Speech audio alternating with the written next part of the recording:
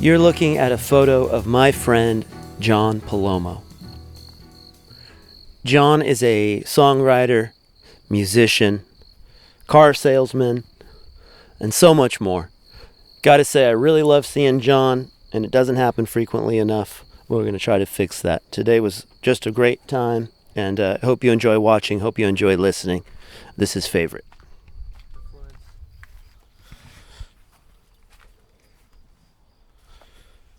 Prop this up here on this avocado thing, Bob.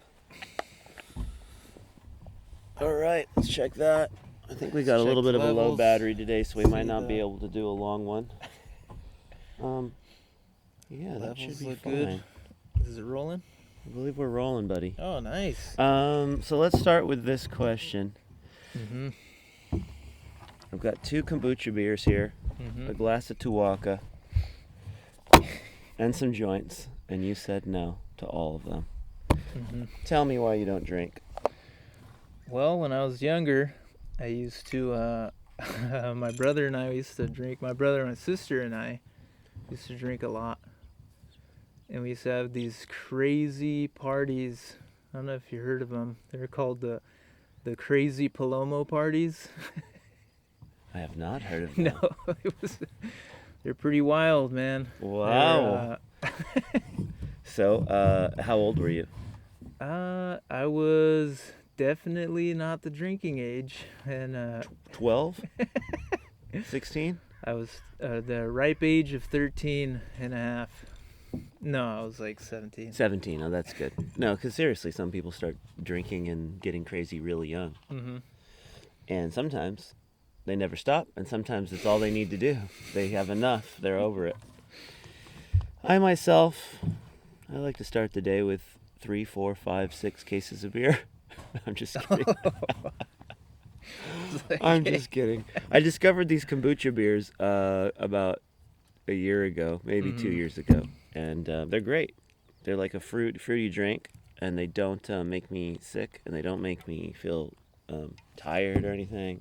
Oh, nice. And, I don't drink a lot anyway, but Yeah. sometimes like just having a beer or two, it's just not always pretty. Get the runs or something. Run straight to the toilet. Right through you. Huge. So, I have another question for you. Mm-hmm. Do you remember how we met? I do. Yeah. Tell me about it. Tell it. Yeah. Do you remember? I think so. So this was back. I think it was like 2013. Okay. So it was a minute ago. Actually, I think it was late 2012. Because I used to ride my bike a lot. Uh-huh. I had an old. It was like a racing bike, kind of. No, it was a road bike. And I used to ride it everywhere in town. I used to work at Yogurt Creations when they first opened it. And I remember one day I was like riding down H Street when you used to be at the old An old location? yeah, by your the old donut location. shop? Yeah. And I rode by there, and I was like, oh, there's a recording studio right here. It's like, I didn't think much of it. And then like a week later, I was like, you know what? Let me just stop by and let me see. It's like I kind of have this song I want to record. It's like, let me see what the rates are. Let's see if we can get this thing cracking.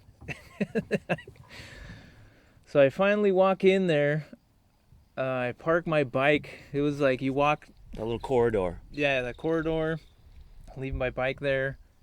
And I didn't want to get stolen, because then how the hell am I going to get home? And I walk inside, and it was just like all dark. It's pretty big inside. It was dark, and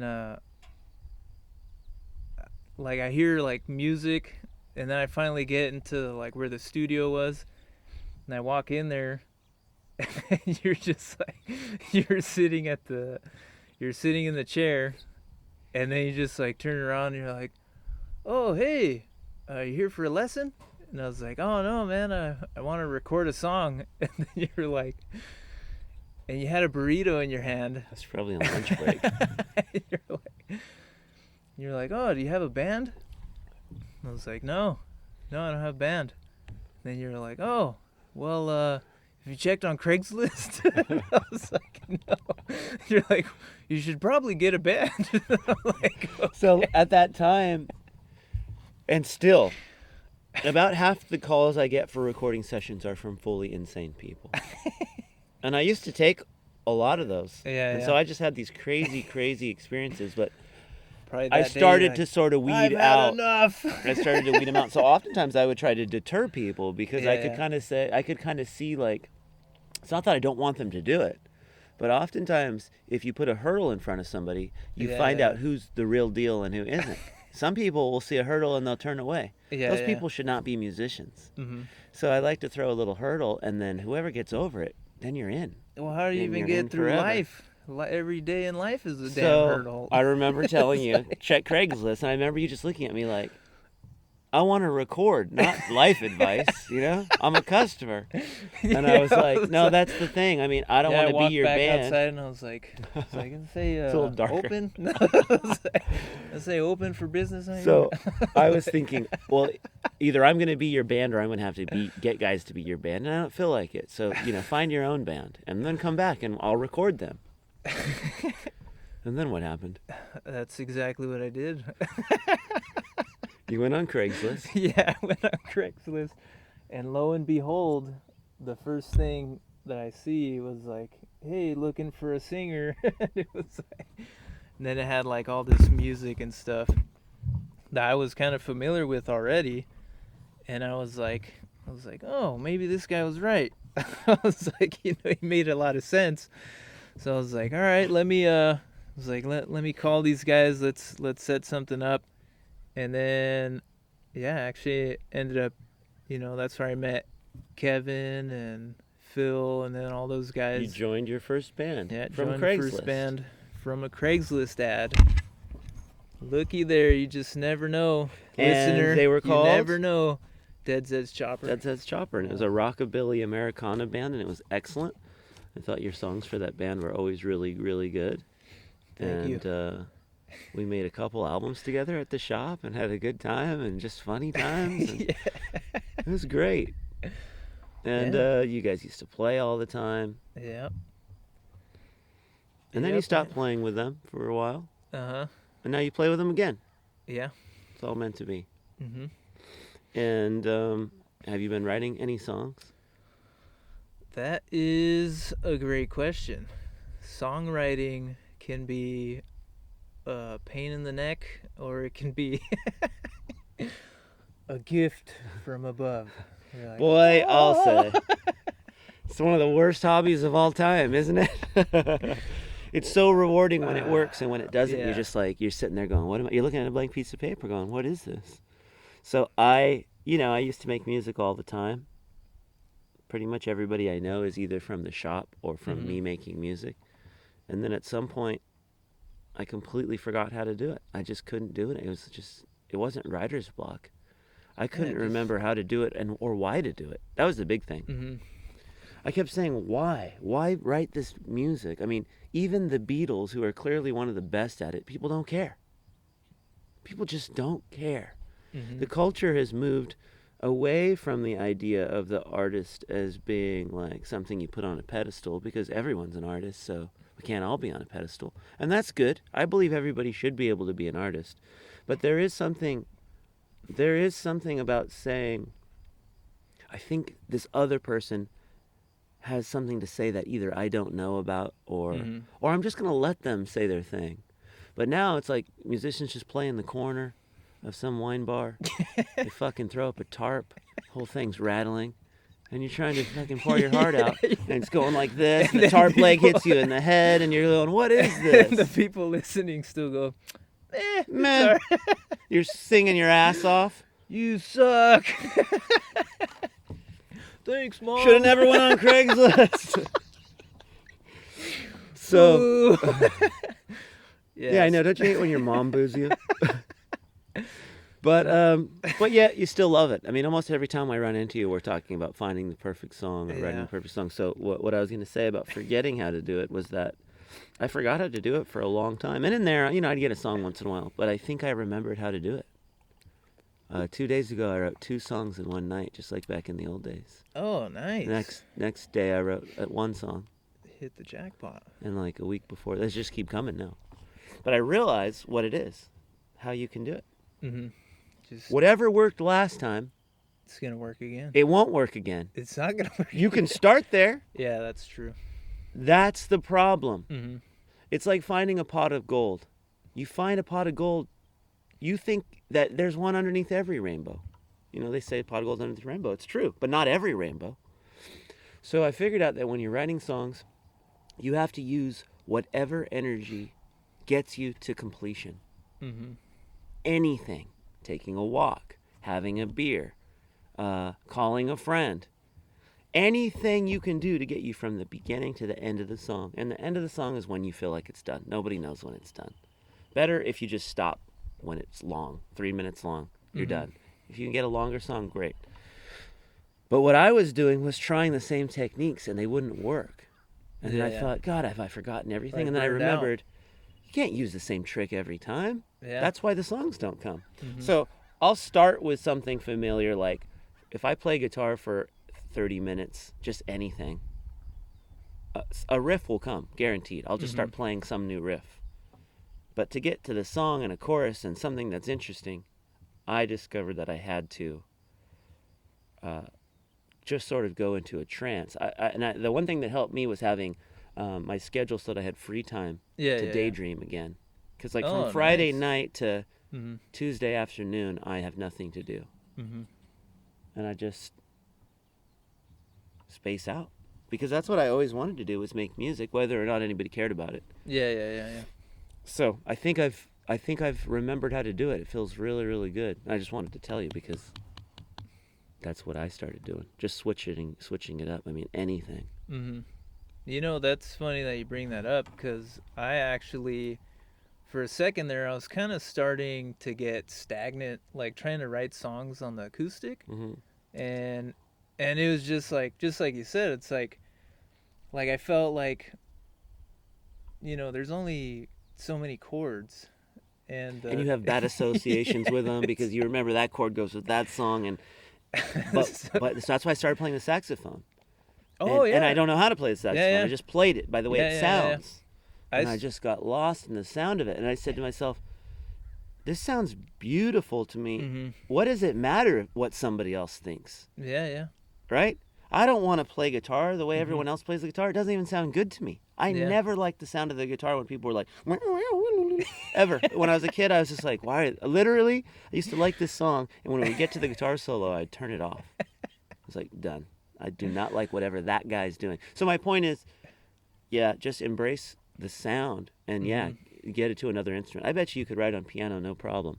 That's what I started doing, is I started messing around with the keyboard, but I plugged it into my iPad and I started doing like synth sounds. Yeah. And then, you know, kind of more like electronic music, just at that moment in time was kind of like, you know, just like, you know, well, it's kind of weird because before I really wasn't a fan of it, like at all. And then it just kind of just happened. And it was kind of like, you know, it was a different outlet, but it's still writing music. It's still writing a song. You just got to disassociate from the fact that that's that genre or that, because we're not trying to do anything but make sounds we like. Yeah. But we forget. Because there's so much, you know, right away you start playing, boom, you're in a rockabilly band. It's like a genre. Yeah. And we're not allowed to do this and this and this. You play an E chord. Like, boom, boom, boom, it's a country song. So, that was helpful to me. And then, the saxophone. And then, you know, putting the guitar in weird tuning so you don't even know what tuning you're in and just try to make it happen. Yeah. That helped too. But anyway, I just wanted to tell you about those because I know how much you love to play. You know what I've been trying to learn, actually I've been kind of messing around with, is composition. The composition of a song, which I feel, you know, if somebody would have told me this like up front when I was first starting off writing songs, like I would have been light years ahead than, you know, it's like verse, chorus, you know, or verse, pre-chorus, chorus. And then it's not just that, it's how many bars and then how everything is structured, like especially so it not only brings the listener in, but they'll want to hear the song again and again That's and exactly again, right. and then The big problem I was having for a while was trying to make it a closed, like it opens and it closes. yeah. But what I needed to realize was that the audience has to let their mind run free, so you have to Mhm. leave it open. That way they have Oh, something yeah, to yeah, think yeah. about, like what does that Yeah. mean, or what. But I completely agree. I call it the arrangement, but Yeah, the yeah, yeah. arrangement of a song is so huge because there's all these formulas and stuff for it, but the main thing is, does it keep your interest, Mhm. from the beginning? For me, when I'm writing lyrics, if I can write one good line, it doesn't even matter if it's the first line. Mhm. I'm good. I can go from there. If I can get the first line to be good, Yeah. the song's done. I can finish it for sure. If I can get the very first line, the first thing I say to be interesting to myself, I can do the rest no problem. It just so fast. Bam. Wham bam. Yeah. Have you got anything new? Ooh. Have you got anything old? Have you got anything to share with the people? I got a guitar right here. Oh. You don't have to. No, actually, I will have something to share. Is this thing still live? Yeah, and I was it is. checking the battery because it was a little low. I'll keep checking it once in a while. I'm going to check the camera just in case because I got set up fast. Ugh.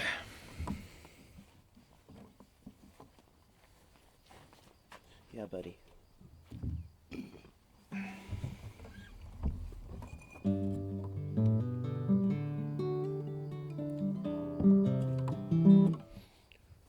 Need a pick? No, I'm just gonna sit like this. It's kind of an awkward seating position. Let's see if you haven't really practiced this song, but oh wait, how's it go? Let's see if you recognize it. All my love is tender, all my love is true.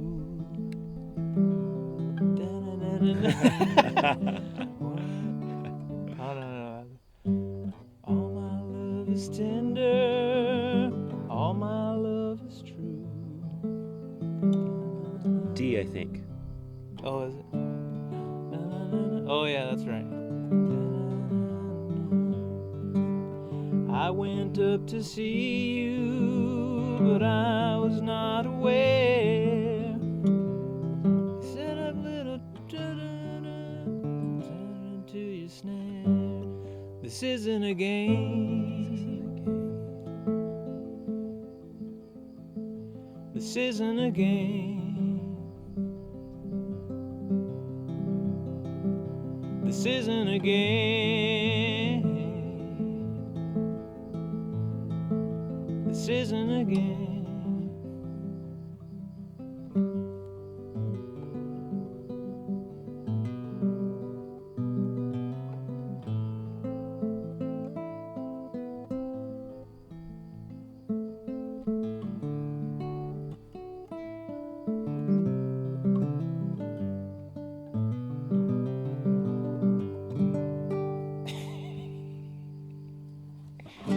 Yeah, buddy.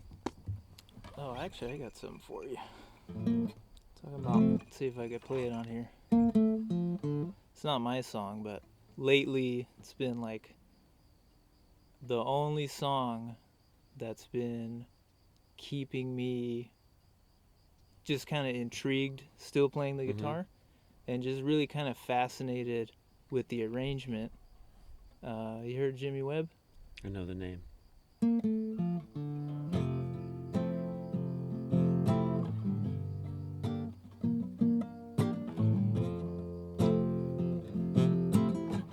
I am a lineman for the county,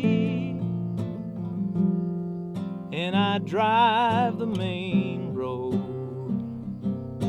searching in the sun for another overload. I can hear you through the wire, I can hear you through the wine in the Wichita lineman is still on the line.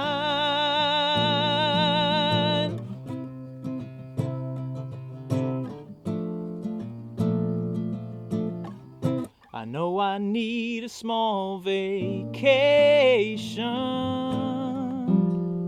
but it don't look like rain. And if it snows, that stretch down south won't ever stand the strain. And I need you more than want you, and I need you for all time. And the Wichita lineman is still on the line.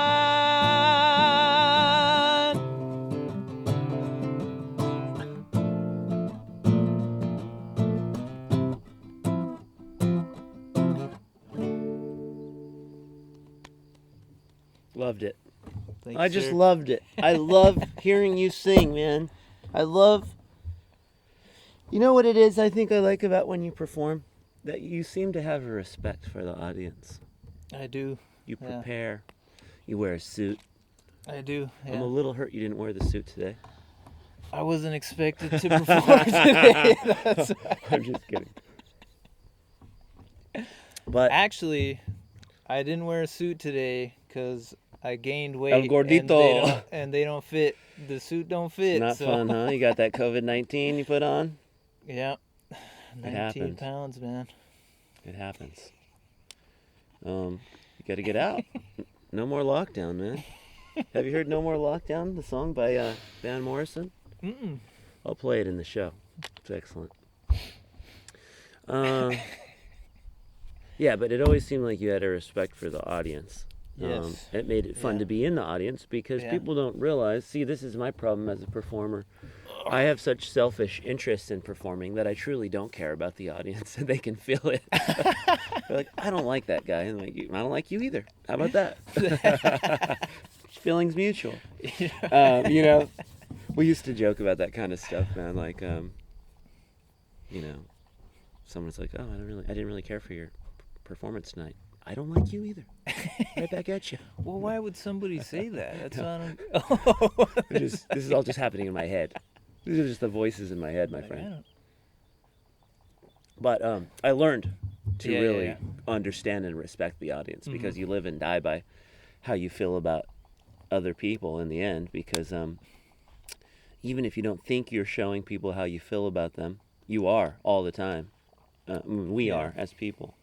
And so you have to first learn to love yourself, and then you can love other people because you realize everybody's just trying their best. Yeah. And then it's kind of fun to be creative from that perspective. Like, well, what is it that's not being said? What do people need to hear said? That was always the thing for me. Like, you hear somebody say something, and it's something like a blanket. You know, it's that feeling. You know, when it's one thing to sit on the couch, that's comfortable. But to have a really cozy blanket and know that you're okay, that's a whole nother level. And that's kind of the way I feel about music. Like when you hear somebody say something, even if it doesn't make any literal sense, I feel genuine. You know, because a lot of the lyrics I like are kind of abstract.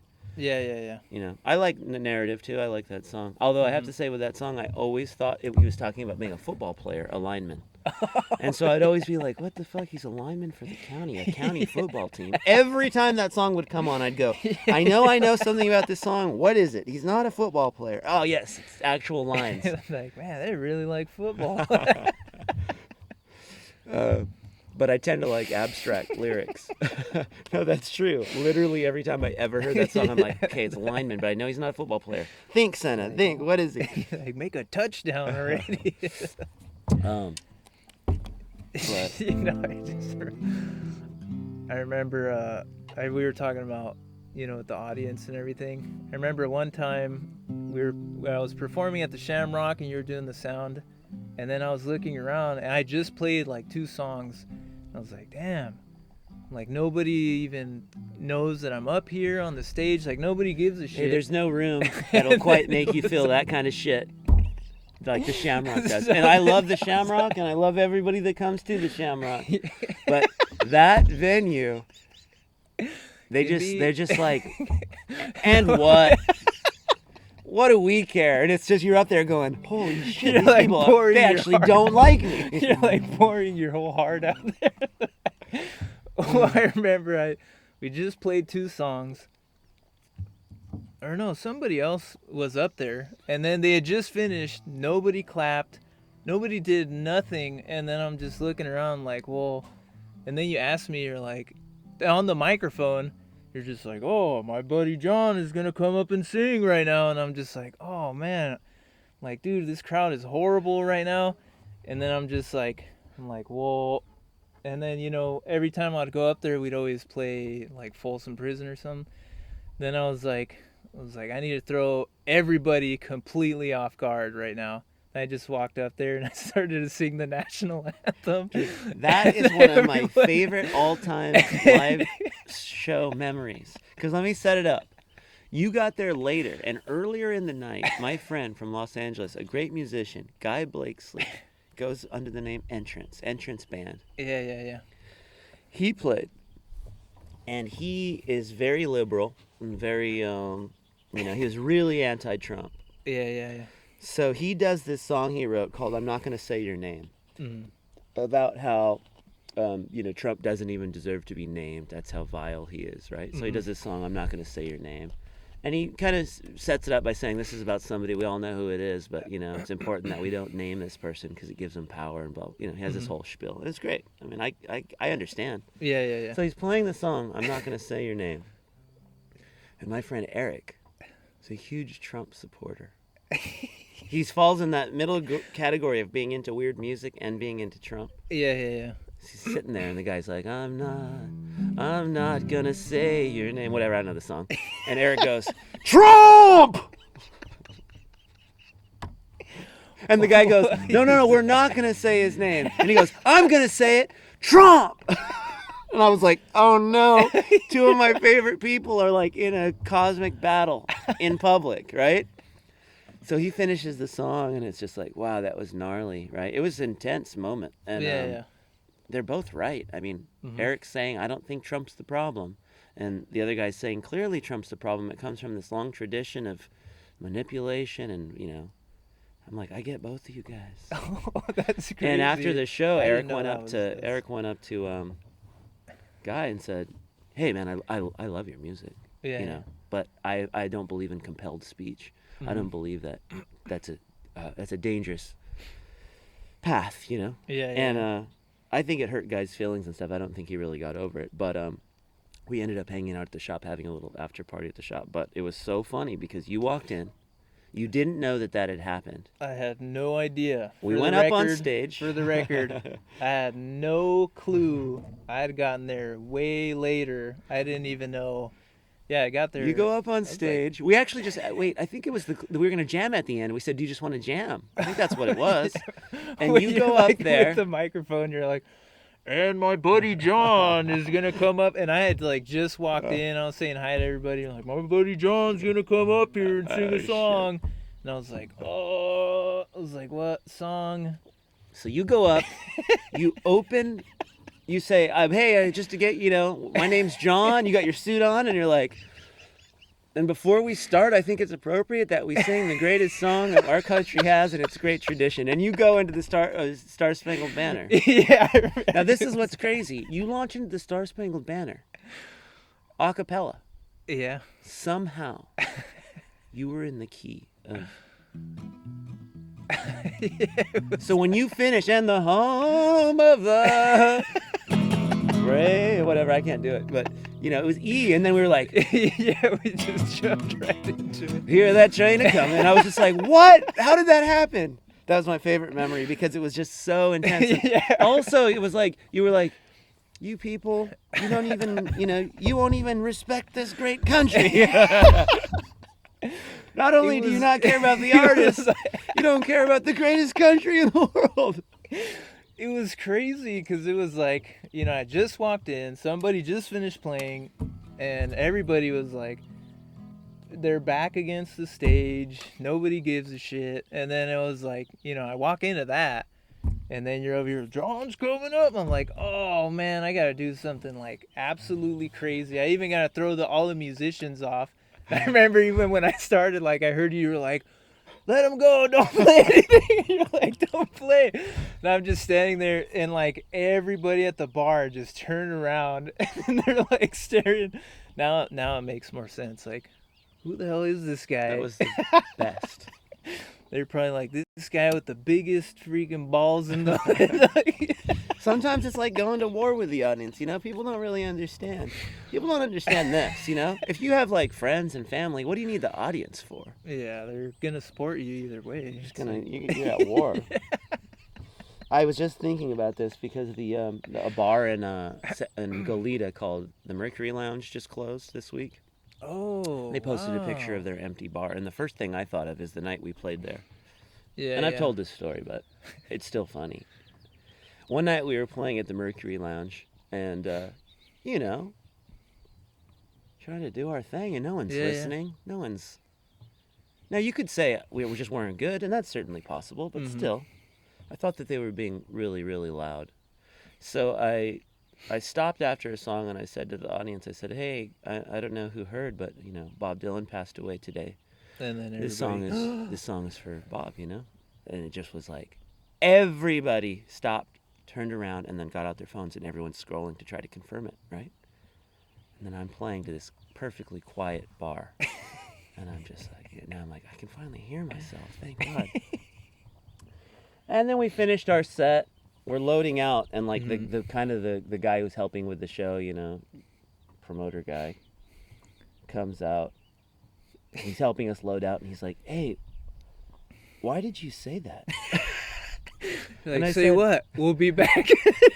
I said, we'll be back next week? I said, man, they were being really loud. I think it was kind of disrespectful, And he looked at me, and I didn't know what he was going to say, and he's like, that's the coolest thing ever. Like, that's great. I'm like, I'll come back next week, kill somebody else, man. They keep fucking talking. But then again, you get those rooms that are really quiet. But Shamrock is tough. That's how I always liked the Shamrock, because it's like, you felt like you were in a bar and you were just getting to play, and you didn't have that sense of like, oh, you're special. It's like, you just got to play. Yeah. Try to be good. It's hard. Yep. And sometimes people would be like, I don't get it. What's the thing with the Shamrock? I'm like, it's close by. They pay really well. And they're nice. I mean, the bartenders and stuff are nice to us. So it's like, what do I care? You got to build something somewhere, Where else are we going to play? You play out here, man. Play to the cows. Well, you just did. Do another one. Actually, let me ask another question. What have you been up to since Corona, man? Since the Corona. Where are you working? What are you doing? I don't know if this should be on the record, but... Okay. You started prostituting again? No. Yeah, I've been standing on the corner. I'm like, $5 to touch it. $6 to smell it. $8 to watch me touch it. Oh, no. Oh, no. You're right. This should be deleted. All right. What are you doing, Joe? So lately what I've been doing, let's just go with that. So pretty much pandemic. I was working, then, everybody got laid off. Where I was working at got laid off. And then, I'm just going to say it. I got rehired again, but it was only for like a short period of time. And then I was going to get laid off again anyways. And then in that short period of time, I'm not going to say who I was working for, just to keep things clear, yeah, or whatever. And so when I was working for them again during COVID shutdown, it's like they had hired me to do one job, and then next thing you know, they wanted to put 8 months of work, on me to do like a bunch of other things. And I'm just like, dude, I can't. I sat down and I talked with them like, you hired me for this amount of time to do this. Now you're telling me you want me to do this, and this. Like, that's not gonna work for me. And then, yeah, I just ended up, letting go and go doing something different. And now I'm actually helping a guy. His name is Robert. He does like marketing for dealerships and just whoever. It's called RP3 Productions. So Cool. I'm actually helping him out, and then, but yeah, we'll see Well, where it you've goes always from been there. a hard-working guy. That was never in question. You are a working machine. I think every time I'd call you, I'd be like, what are you up to? Like, I'm tiling the backyard, putting brick in here. I'm like, what the hell do you do on the weekends? I sleep all day. Speaking of which, I just woke up from a 4 or 5 hour nap. That's Man, good. I fell asleep with a book in my hand. And I was just It's like, good though. I'm good. I'm done. It was good. It's perfect Sunday. That's a good thing that you bring that up. Is I'm actually, I don't know, I had like a revelation. I started realizing, I'm like, it's like all this stuff that's been happening. You start seeing you know, like people losing their jobs. It could be a huge negative impact for most people, but really, like what had happened, well, at least in my case, was more kind of like, I'm like, oh, well, what I'm currently doing, like, I don't even like it. I'm just doing it just because, it was an opportunity at that time, and I took it head on. And now it's like, now I'm trying to look at something more of, kind of like a deeper meaning, something with more longevity. And, it's kind of like, it's like, you could do something, real quick right now and then get it over with. Or you can do something, with more, just like a deeper meaning, kind of like how you said earlier, it's like passion. It's more of a passion. Like, what are you passionate about? Because anybody can work 12-hour days, 13-hour days, but if you're miserable, it's like, the hell's the point? It's like, Totally. I had a girlfriend that she was a waitress and she moved up, to being the manager. And when she was manager, all these other girls, she was such a sweet person. All the other girls would how people are. They're just shitty, so many shitty people. So they'd be like, I'm not coming in today, or they'd give her attitude, and all this stuff. And she was really taking it to heart because she's a good person. Oh, yeah. And one day I said to her, I don't know if you realize this, but this might have been before she was manager, but I said, everybody gets paid. 2 weeks come, the checks come. Mm-hmm. You can either give your life to this company, which is never going to really fully appreciate you, or you can see it for what it is. Yep. It's just a job. Yep. And you can care as much as you want to, but you got to be careful not to sacrifice your own sanity for someone else's paycheck. Mm-hmm. But the thing is, for me, I did what I wanted. I haven't had to work for anybody else in 15 years. You hear that? On the record, 15 years. But at the same time, not a lot of people can say that because I feel they don't have the consistency, they don't have the drive, and they don't have that ability to overcome, like you said, the obstacle that comes on a daily basis. We're like, oh, I don't want to do this. Fuck it, I'm going to do it. Yeah. Like, I'm just going to put my shoes on and walk out the door and wave to the cows. And you know what I've found out?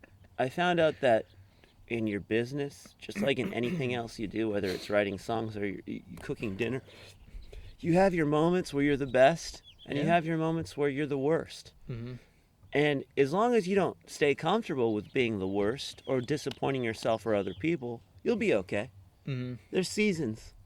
I feel like I'm in like a springish season in my life. All the stuff that I've learned, all the relationships that maybe I didn't tend to them as well as I should have, but I didn't let them die. Mm-hmm. Now I'm able to benefit from all that stuff. Now you're watering the plants, watering the little seed. Tuwaka in the garden. But But boy, oh boy, it makes you think about the cycle of things. Think about this, like, if today you're harvesting, like now I'm sort of harvesting Yeah. from the work I've put in, Mm-hmm. and also did the work to Oh, this cherry, is ripe right here. and also I did the work to learn how to appreciate things. Yeah. Because I was the kind of person, no matter what I had, it was never really enough, and now anything makes me happy. Mm-hmm. So it's perfect because now I'm actually benefiting from the work I did, Yeah, yeah, and I'm able to appreciate it. So I feel like I have yeah. Mm-hmm. more than I could ever need. Yeah, yeah, yeah. But I'm also aware that there's seasons. Mm-hmm. And if you're not careful, next season you could find yourself with nothing on that tree. So you always have to be planting seeds so that you have something to harvest later. And a lot of people think about that in like a really selfish way. Like, have you ever met someone who's like marketing? They like, I'm meeting new people to get my name out there. And you're like, I don't think you're supposed to say that. I don't know if you realize that part of it is I'm supposed to think you really like me. You get what I'm saying? Some Yeah, people yeah, do yeah. that really extremely.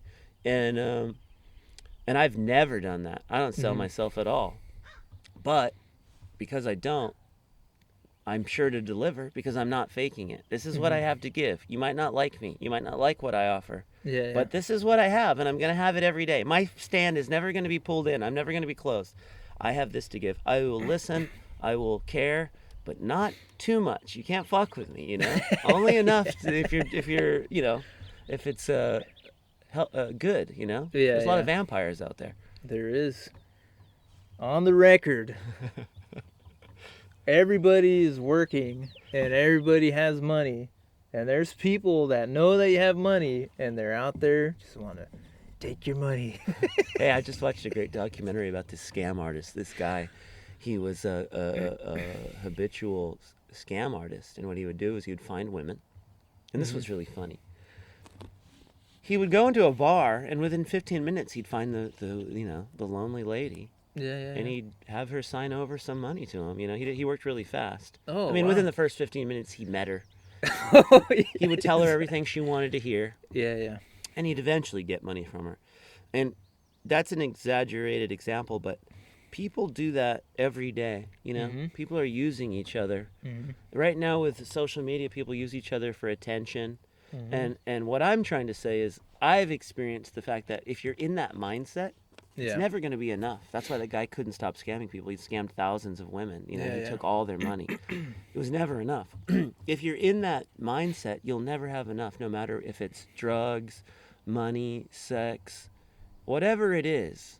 That emptiness, it'll never be filled up. Mhm. But once you can flip your viewpoint and really see that the world hasn't conspired against you, that, yeah, some shit happens to everybody, a lot of injustice. Sometimes it's hard to take. But at the end of the day, if you count your blessings, there are more than there are negatives. As simple as that sounds. But there's a lot of vampires out there, man. That's Just why I live out here. hanging in the dark corner, just waiting for that nighttime. Just swoop on down. Yeah, and it's funny about vampires, like emotional vampires. Because I used to be one, I think. I didn't have any ill Really? intention, but I needed a Emotional certain level vampire. of stimulation from other people. Yeah. Now I don't need anybody, whatever. Like, I'm happy with people or without. But what I learned is that emotional vampires, if you call them out, Yeah. they get mad at you. For Isn't that being funny? You're like, you're a manipulative, you're a vampire, and they're like, how dare you? And you're like, no, how dare you? Put that garlic away. Let's talk about that first.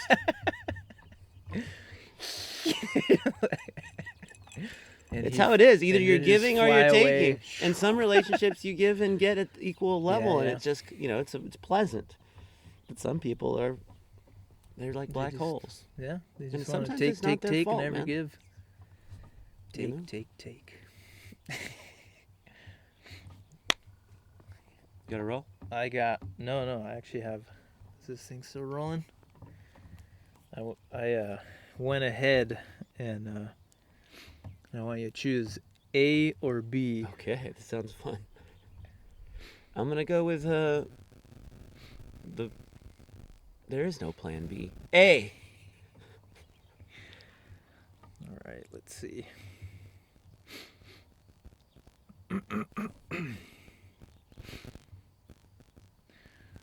All right, maybe this didn't work as well as I thought. B. I had emailed.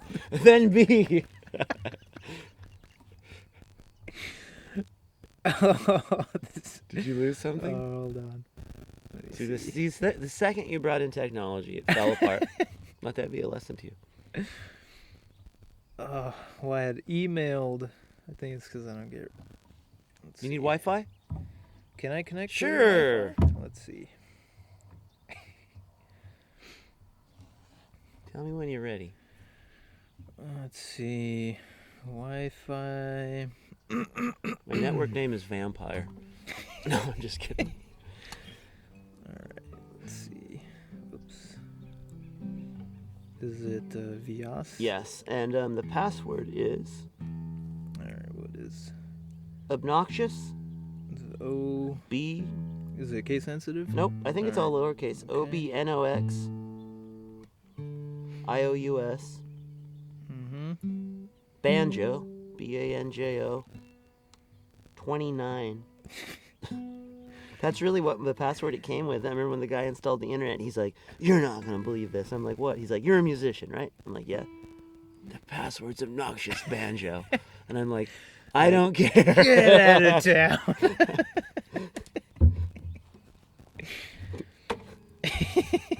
But literally every time I think of the password, I think of that guy saying that. It's stuck in my head. Banjo.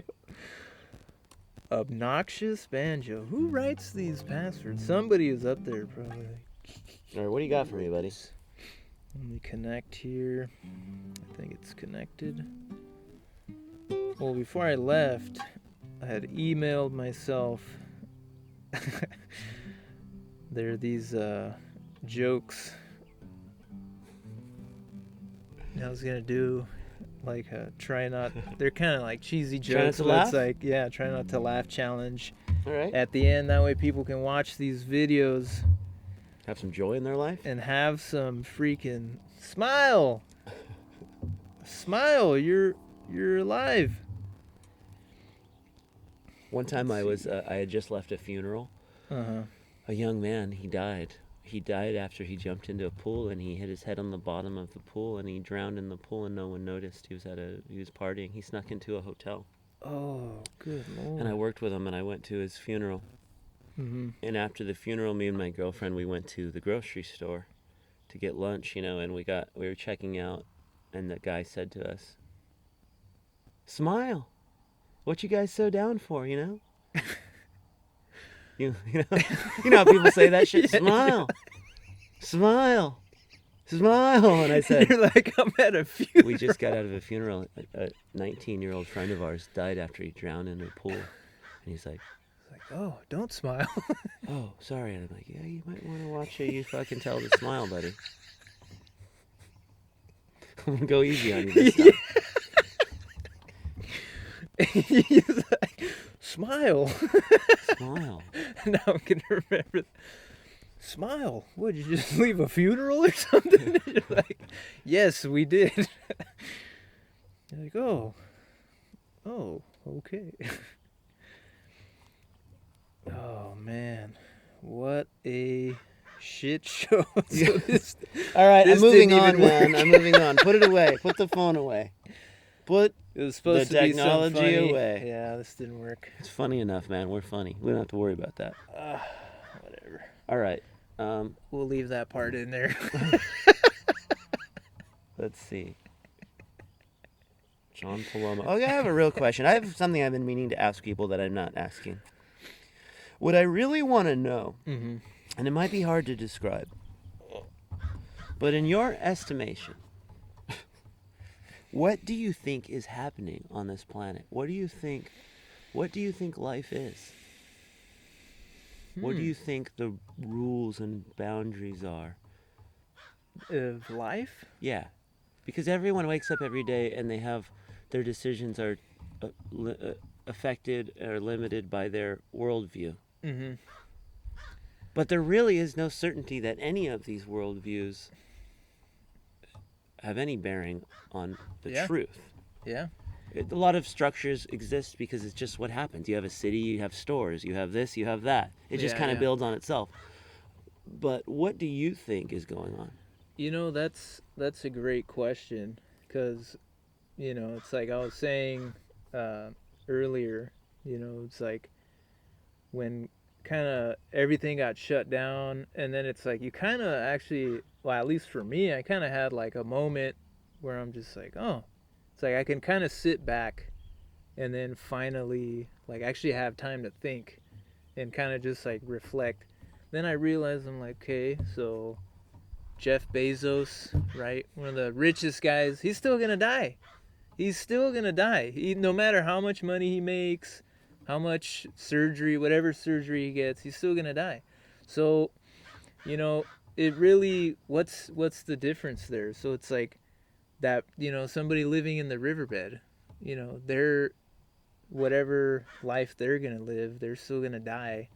You know, they're, you know, it's like somebody working as hard as Elon Musk or whoever these freaking people out there. It's like, you're still gonna die, and it's kind of like, why are you working so hard? Like, so interesting. So what like, I'm hearing you saying is that you thought that life was about hard work. Yeah. And now you're realizing that's not feeling that whole in you know in my life. So you're ruling that out. But I'm telling you that I thought life was about being lazy, and that wasn't it either. And now you're like, work hard, man. I gotta read you something. I found a perfect balance of work. I do just enough that I don't want to, and that's how I know I'm doing enough. I don't do any more than that. I turn off. You know, I used to take every phone call and take every not anymore. Well, because it's so easy to burn out. It's like, let me read you something here. You said something and it made me think of this. Is so many people who are religious. Yeah. It's Easter Sunday. Yeah. And, he has risen. And yet, everybody I've ever asked if they've ever read this book of the Bible, they've never read it. The book of the Bible? It's not the whole book. Well, I know that's a series of books. Oh, okay. So I'm gonna read a little of Ecclesiastes because it's really great. I'm gonna set it up here. Written by King David. Mm-hmm. The great King David. On the record. Talk about Elon. Talk about Kanye. Yeah. Talking about King fucking David, okay? This is a real king. Here's Ecclesiastes, beginning of Ecclesiastes. Everything is meaningless. Oh. The words of the teacher, son of David, king of Jerusalem. Meaningless, meaningless, says the teacher. Utterly meaningless. Everything is meaningless. What do people gain from all their labors at which they toil under the sun? Generations come and generations go, but the earth remains forever. The sun rises and the sun sets and hurries back to where it rises. The wind blows to the south and turns to the north. Round and round it goes, ever returning on its course. All streams flow into the sea, yet the sea is never full. To the place the streams come from, there they return again. All things are worrisome more than one can say. The eye never has enough of seeing, nor the ear its fill of hearing. What has been will be again, what has been done will be done again. There is nothing new under the sun. Is there anything of which one can say, look, this is something new? It was here already long ago. It was here before our time.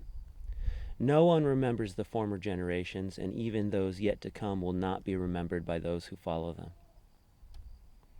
That's just the beginning. He goes through every aspect of human life and says, I tried that too. That also didn't work.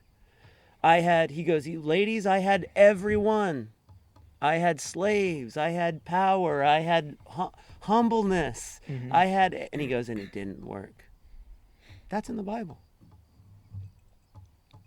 It's a powerful series of books. Well, La Biblia, biblioteca means it's like a small library. Remember that. A little bit of trivia. Yeah. Like, oh. So it's not work. So what is it? I honestly, at this point in life, is just just finding like it's the little things that make you happy. You know, if it's going fishing with your brother, like, then do that. Make time to do that. You know, it's like, well, now that I think about it, all right, maybe that's, Jeff Bezos' passion to make a bunch of money. Hey, go make a bunch of money. It's like, What I found out, because I spent my entire life, I didn't go to school. I dropped out of neither. school, 9th grade. Oh, wow, really? I went a little bit 10th grade. I didn't know just you reminds me dropped of out the that story I early. told one of my students. Mm-hmm. I think it was in the 10th grade. I got switched to a new school because I was going to get kicked out for not going to school. And they threatened to take my mom to jail if I didn't go to school. It was a new I went law. through the same Okay. thing. I went through the same thing. Fuck you. So I started going to this other school, and then of course I Yeah. stopped going to that one. So I went at the beginning of the school for like a week, and then I didn't go. And then like one day I woke up early. Wait? Or I stayed so up all night. You would ditch. Just the whole year. Oh my gosh! And I one would day- ditch ask anybody who went to high school with me. They knew it wasn't. Luckily, well, sorry. Go ahead. No, it's okay. That's what we were doing. Luckily, it was like junior year. Like I used to ditch a lot, and my philosophy was like, well, if they paid me to go to school, I would go to school every day. I'd be there on time. I'd be there 15 minutes early, whatever. But I'm like, I don't know. Maybe at that time, I just didn't care for it. Like, Yeah. Well, at that's all. because you're smart. School's not a place for smart people. Well, I used to ditch school and go to I the library, hated it. and so I'd be reading Freud or whatever, like I was a smart Yeah. kid. And one time, one of my teachers came in and said, we talked to the school and you're not allowed to come to the library anymore. Like, okay. And I was like, that's the exact opposite of education. We got into this argument, well, man. thank God for internet. But my other story was I after a year of not going to school, at the 6 months in, I got up early and I was like, I'm gonna go to school. So I went to school, walked into I was like, I think this was my class. Walked into the class, sat in the front, and the whole class was just like, who the Like, fuck who is is this guy? The teacher was like, Wait, what the hell? Did you have a beard? Do you ever have the school like dreams? A full beard, like. I used to have this school dreams Sure. for a long time, but I'm over it now. Like this idea of being a failure in the eyes of the school. But then later on, they'd ask me to come to the school and do Isn't career that- day. And I said, how ironic that you told me that like none of you encouraged me. Not one fucking person encouraged me. In fact, there was a meeting one day with the school and my mom, and they said, if he doesn't come to school, I Yeah. suggest you take his guitar away. And I just started crying. I just put my head down. It wasn't so much that they were going to take the guitar away. Well, it's It like was they that- want everybody to submit. I was It's just like, it was just so disappointing. I was like, none Yeah. of you people understand that I am a great person. and they think, You just don't see it. and then there's, oh, are you being bullied? It's like, no, how am I being bullied? I don't even go to school. It's like, I'm not even at school. Like, are you doing drugs? But it's I'm like, interesting "No, how I'm not our doing high freaking school piss and tests childhood right now." experiences can affect us so much as men. Yeah, I finally moved beyond it. I don't think about it at all anymore. I haven't enough thought to about deal it with until now. you brought it up right now. But it is true how much it plays a part, because you always feel like, is no one ever going to encourage me? In other words, how are you going to learn to encourage other people if you've never been encouraged? Yeah. I just had to figure it out by having the shop. Mm-hmm. I just said, I bet you these kids want to feel good. I want to make them feel good, because I remember being that age and thinking that I felt a little bit invisible, Yeah. even when people talked to me, because you felt like they were talking at you, but they weren't really talking to you. So I learned how to listen.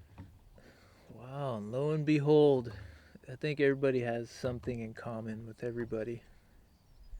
And looky there. I never knew.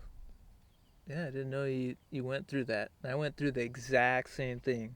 They were going to take my parents, supposedly. I don't know if it's true, but they're threatening my parents. They were going to take them to jail if I didn't go back to school. And the only reason is because they lose funding.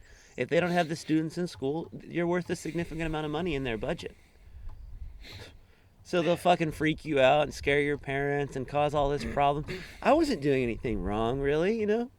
Yeah, Just discovering another music agenda. and creating my own life. You know what I mean? No me, no Sparks, no all those happy kids, all those happy people, the shows. They were trying to shut it all down, man. That's when I realized these people are truly sick. One time I did career day, and they were like pointing at everybody. All the kids like, these very people shut me down. well, the funny thing was I stopped accepting career day because I realized It's you're not just- even preparing these kids for this conversation. You're literally having us take a day off of work, come Yeah. to your school, throwing us into a room with these kids who have not been prepared for this conversation. Mm-hmm. They have no idea how the world works. You have not prepared them even for this career day. It's just you guys get out of work and you have a meeting in the other room while you watch the class. Yeah. This is how sneaky these people are. So while I'm in there, I'm telling them the truth. I'm like, all right, first thing you got to do is get out of here. Next thing, you got to start is put a little money away and get into stocks. Number 2, if you start with a little bit of weed, you can sell it and make more money. No, I'm just kidding. No, but at these career days, I would really be like, I'm going to tell you the truth. Some of you aren't going any further than, 2 miles from this school. Some of you are not going to college. Some of you, you all think that when you graduate high school, some magic will transform you into an adult. And But I'm it's telling not, you, no. many of your parents have failed you, and there will be nothing beyond this. Is that good? Should I be That's- saying that at career day? Yeah, that's what I would say. No. I remember one maybe kid goes. more. I remember one kid goes. I'm like, yeah. He goes, do you make a lot of money? And I go, it's a good question. Everybody listen up. I go, not really, but listen to this. I bet your parent drives every day to Santa Barbara, an hour there and an hour back. They might not even like what they do. I wake up every day when I want. Mm-hmm. I live the life that I want, and that has value. And I thought the teacher was going to be like, I don't know. The teacher was like, that's true. And I was like, these teachers, the very same people who told me I couldn't do it, now cheering. They're now cheering you on. Look at Sick. that. They love when I donate, I'll tell you that much. Donate now to Certain Sparks Music Foundation. You want to go a little bit longer? Are you ready to wrap it up? Sure. Yeah, we go as long. All right, you pick a make this- subject. So, what made you want to come out here? Oh man, well, I had. Here's how I ended up here. I'll do the short story. I lived with a girlfriend Mm-hmm. in like the house of our dreams, and In town. and we got that house through hard work, man. Yeah. We knew we couldn't get it, but we Yeah. wanted it, so I said, that great cheesecake you bake? I mean, that cheesecake is amazing. I said, I need you to bake one of those cheesecakes, and I'll write the letter. And we wrote a letter, and she baked a cheesecake, and we took it to the landlord, and we said, we are absolutely begging for this house. Oh, wow. Not this one. This was another one. Yeah. And I lived with it in that house, and then our relationship ended, and I had to move out quick. That's how it happens. Just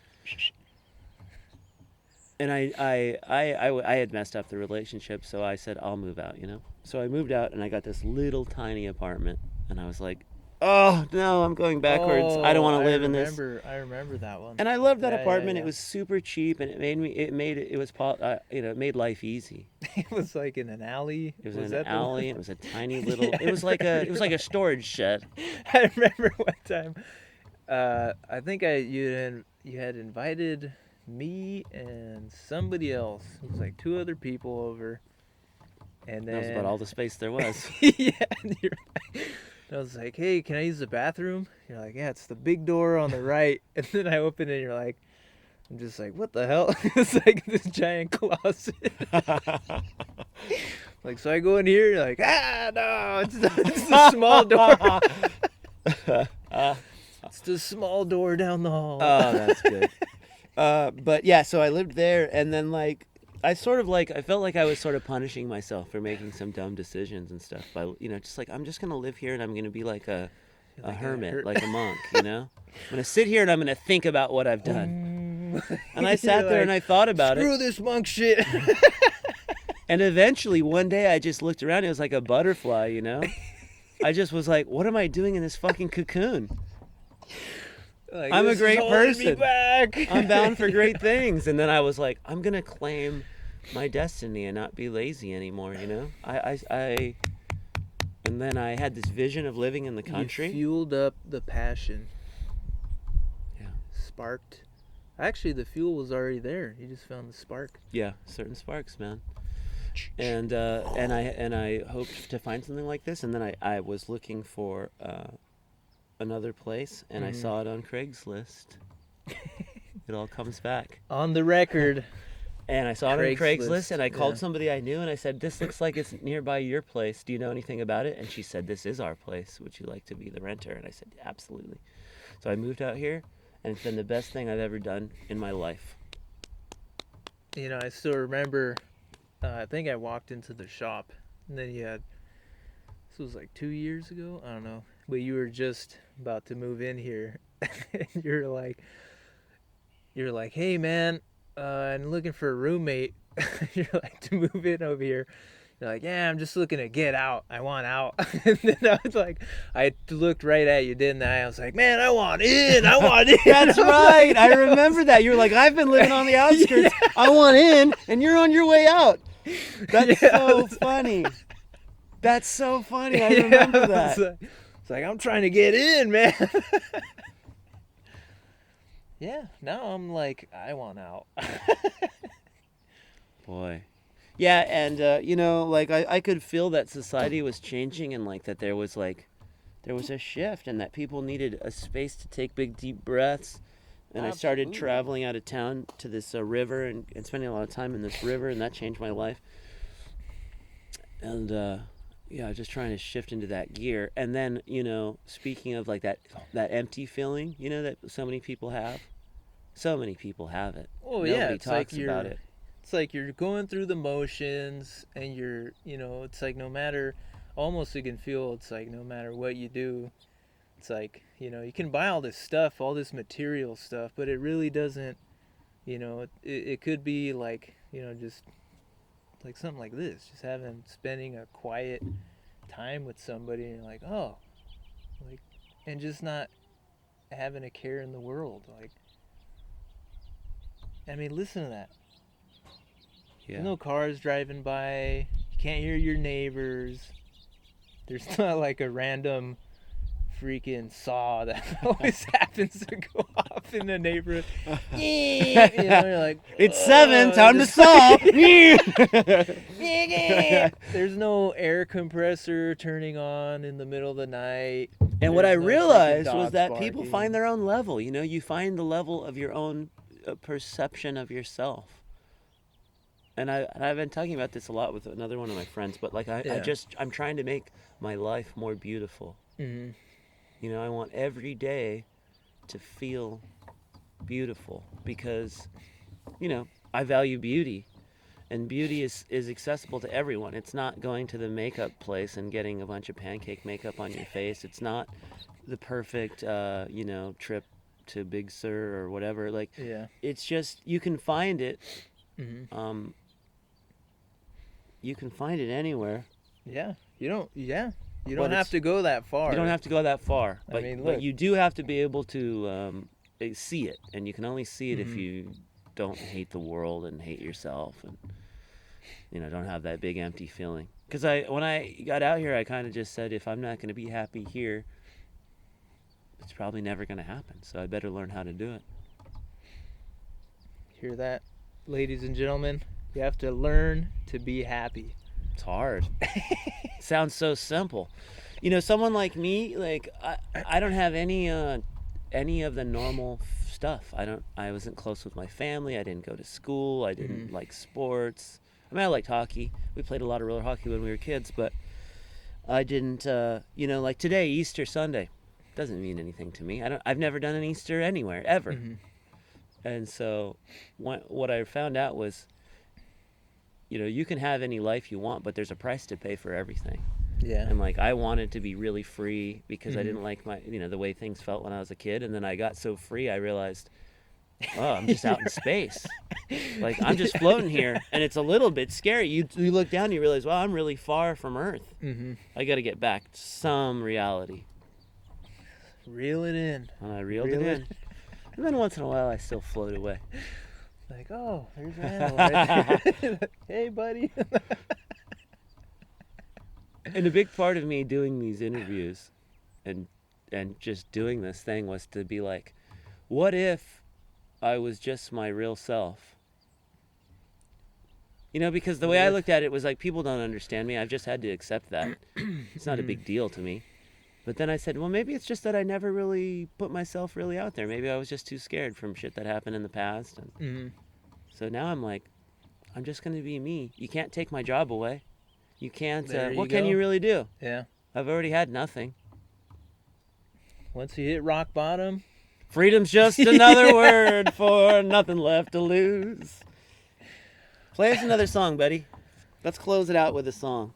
I'm going to tune it again only because these are new strings. And I don't want to sabotage you. And then I'll do one. Do 2 more songs. Holy shnikes. Starting to get a bit chilly out here. Let's see, it's another song.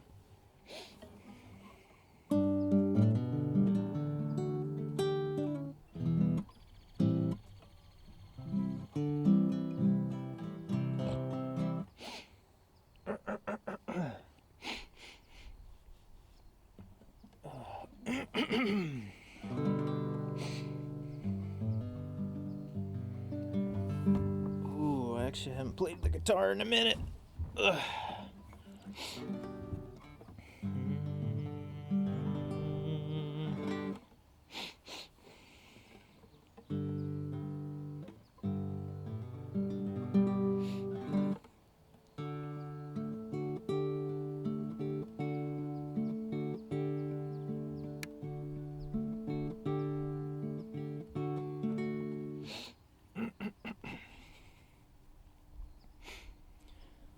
See. I want to play a song that I'm not gonna absolutely butcher.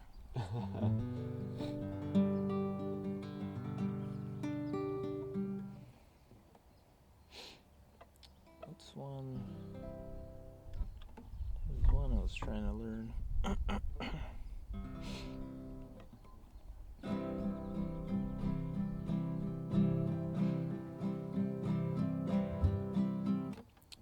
Let's see.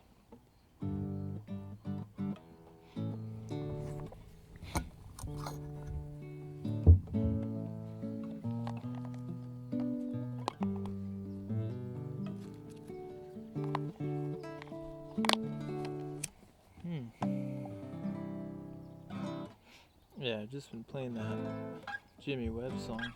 Can't think of another one? What about one of those old ones, man? Those old ones were great. A minor, something about being dead. It's too depressing. Come on, hit him with the Dead song, man. That's a great achievement. I'll tell you another thing. I used to sometimes be like embarrassed of the songs that I wrote that people liked. And I don't know why. Well, I don't think I could pull that one off. Just off the top of my head, I can't remember all the lyrics. Give me some. Give me a verse and a chorus. Any verse, any chorus. All right. People don't care. People don't even know what it is. I care for the audience, Randall. I know. I'm going to tell you how to really love them.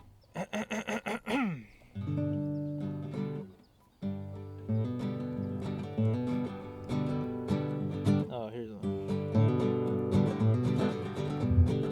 Well, I saw a pretty lady down by the sea at an old honky-tonk where the music is free. I was sitting at the bar, sipping on beer till I got drunk.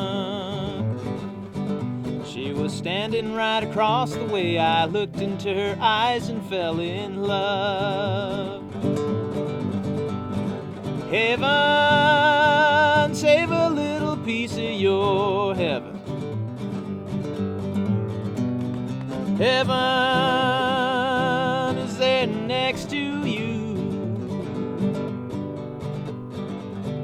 Heaven, baby, is something like YOU.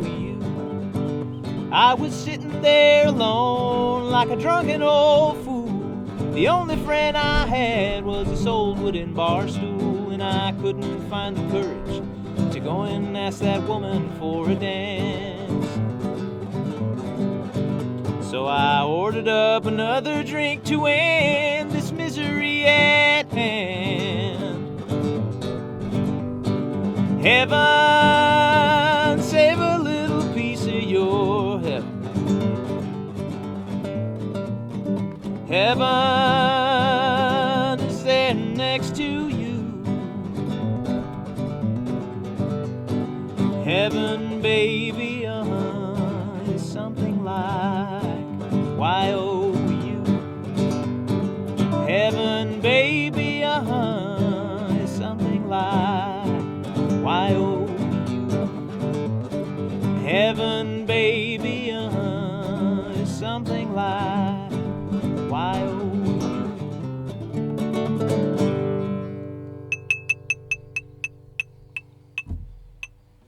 Thank you, sir. That was great.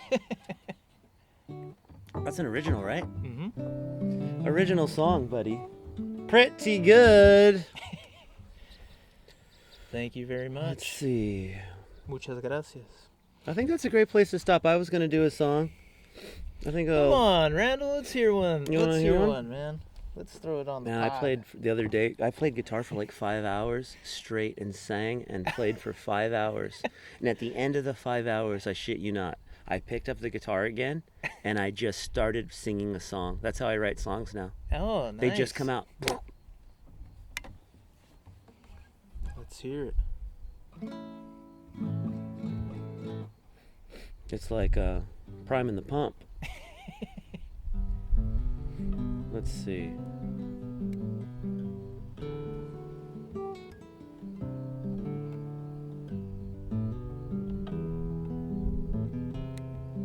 Just keep going. It sounds. Oh God! It was just gonna come.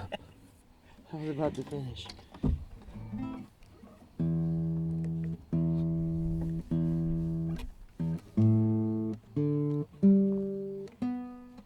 Thanks to Avery at Certain Sparks for putting my strings on my guitar. Thank you, Avery. How about that for moving up in the world? I don't have to restring my own guitars anymore. I made it. No, I actually like restringing my guitar, but I also like picking it up and having it done for me. That's something good to do as well. Last song, Sun Setting, folks. It's been, I think, the best favorite yet. We close with this song. Should We'll be here seeing somewhere. everybody here next week. See you next week down underneath the tarp. Be happy, everybody.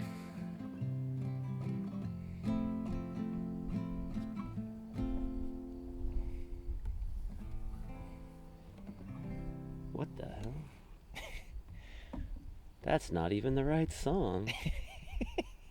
It's like completely different words.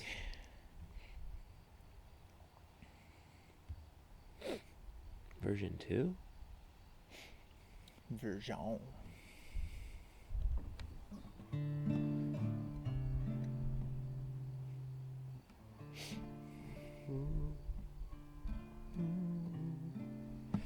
All right. I did not write this song. It's called Wichita Lineman. It goes like this. I am a lineman for the county. That's where I'm going to end it. I don't feel like playing a song. It's too cold. Thank you, everybody, for tuning in to Favorite. I know we talked to the camera a lot this time. Maybe that's going to be a new thing. We just look deep into your heart and soul. Tell you to get it together. But before we end the show tonight, I just want to say, Jon, pleasure. Randall, it's Thank been you a pleasure. Thank you for very sharing your much. COVID with me. Absolutely. And thank got you it. for sharing your thoughts with me. And it's always a pleasure to run into you. And I mean that from the bottom of my heart. And great things are coming for you, my friend. And for you as well. Thank you. And thanks for watching Favorite, folks. That's the end of our program. Thank you, everybody. Amen.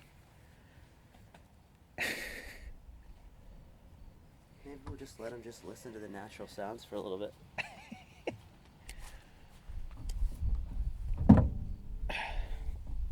You should write an outro song. What do you think, Write it Randall? for me.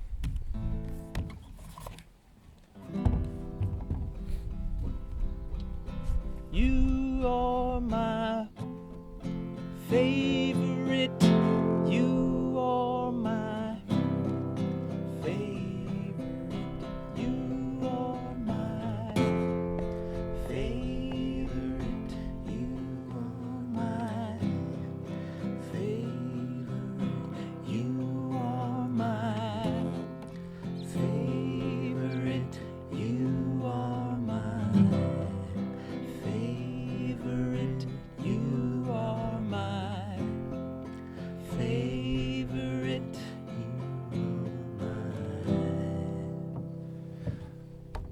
That's how you do it. That's how songs are supposed to be written, man.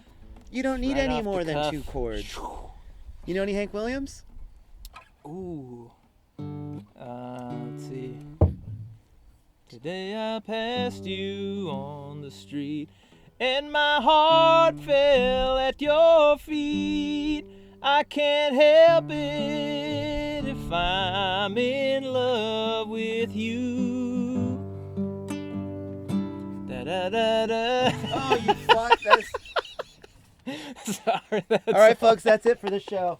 You screwed up Hank Williams, and that's unforgivable. that's No all I longer know. a favorite.